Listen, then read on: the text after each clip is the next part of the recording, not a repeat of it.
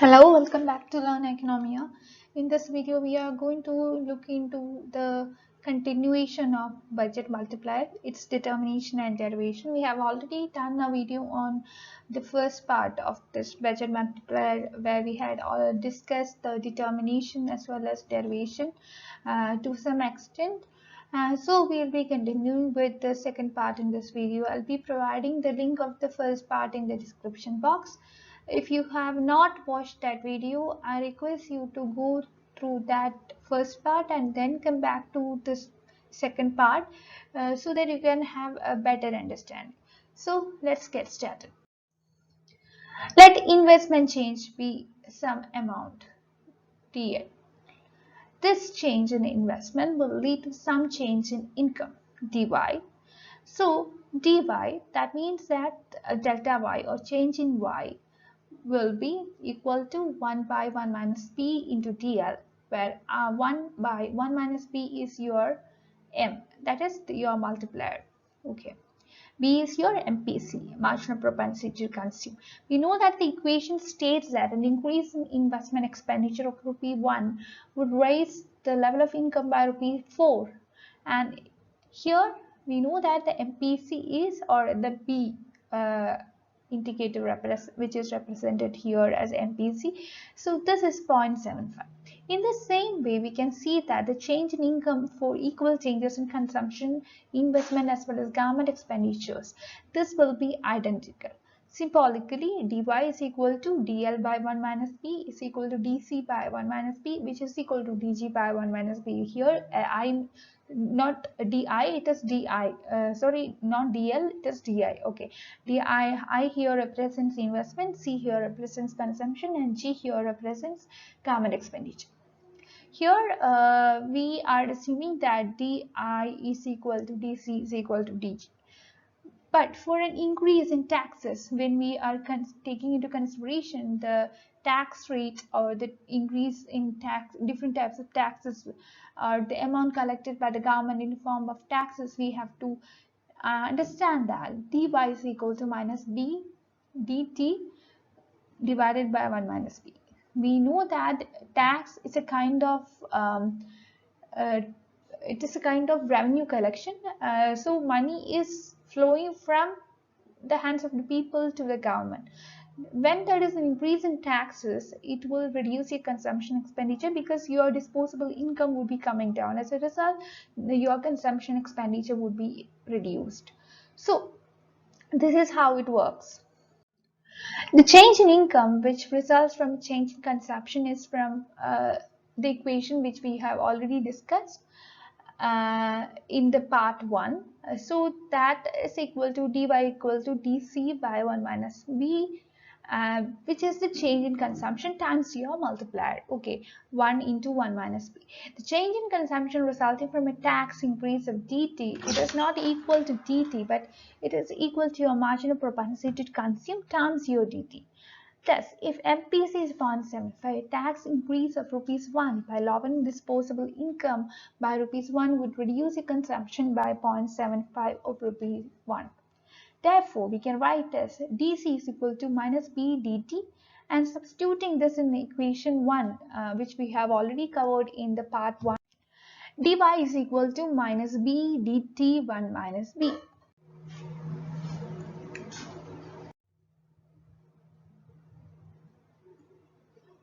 Raises aggregate demand by the same amount, but the level of income rises by 80 crore. On the other hand, an increase in taxes of the same amount reduces the consumption and aggregate demand by 0.75 into 20 crore, which is rupees 15 crore, and thus it lowers the level of income by 60 crore. The combined effect of 20 crore increase in both taxes as well as government expenditure is therefore rupees 80 crore minus rupees 60 crore, which is rupees 20 crore, a value which is just equal to the change in government expenditure and taxes. This is known as the balanced budget or unit multiplier theorem. Adding the two multipliers together yields 1. In case the investment is an increasing function of income, we get y is equal to c into y minus t, which is your disposable income, plus I into y plus g. Here from this we can see that dy by dg is equal to 1 minus b by 1 minus b by 1 minus b minus I dash, which is a value which is less than 1. And output sensitivity of investment makes the multiplier effect stronger. Now we consider two income groups having different values of MPC, or the marginal propensity to consume. Suppose one group is taxed and the tax proceeds are used to finance government expenditure. Total income is distributed between the two income groups, y is equal to y1 plus y2. Let y1 by y is equal to n and y2 by y is equal to 1 minus n. Here n is an income distribution parameter, and suppose that group 1 is taxed. In short, we can see that the balanced budget means that a change in government expenditure is exactly matched by a change in tax. If government expenditure and tax receipts increase by the same amount, will national income or output increase or remain the same? Classical economists, they believe that balanced budget is neutral in the sense that the levels of output or income would remain unchanged. However, Keynes and his followers argued that in reality its effect on income will not be zero or neutral. In other words, we can see that expansionary effect on national income of a balanced budget. The expansionary effect of a balanced budget is known as the balanced budget multiplier on a unit multiplier.